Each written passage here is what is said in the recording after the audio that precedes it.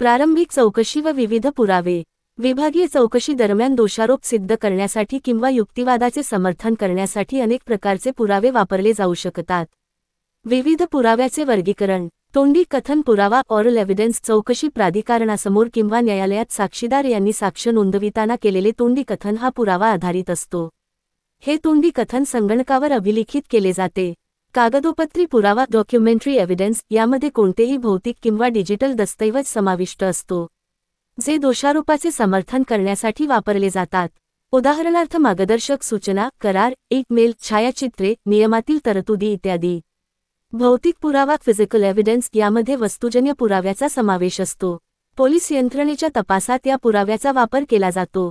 उदाहरणार्थ डीएनए नमुने, फिंगरप्रिंट, गुन्ह्यात वापरलेले शस्त्र, वाहन इत्यादी वस्तुस्थिती सिद्ध करण्यासाठी वापरल्या जाणा या कोणत्याही मूर्त वस्तूचा समावेश असतो असे पुरावे पोलीस यंत्रणेच्या कारवाईत वापरले जातात।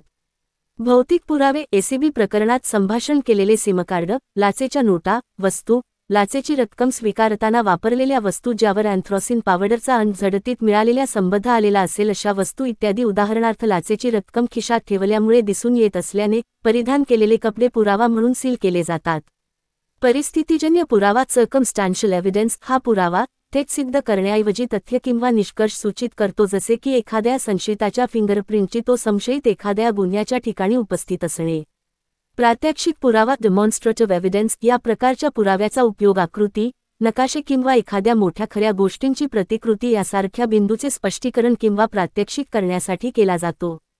सांख्यिकीय पुरावे स्टॅटिस्टिकल एव्हिडन्स यामध्ये प्रमादाची व्याप्ती आकडेवारीच्या माध्यमातून दाखवून द्यायची असेल अथवा दाव्याचे समर्थन करण्यासाठी वापरली जाणारी कोणतीही माहिती किंवा आकडेवारी समाविष्ट असते, जेणेकरून आरोप किंवा दोषारोपात उलगडा होण्यास मदत होऊ शकते।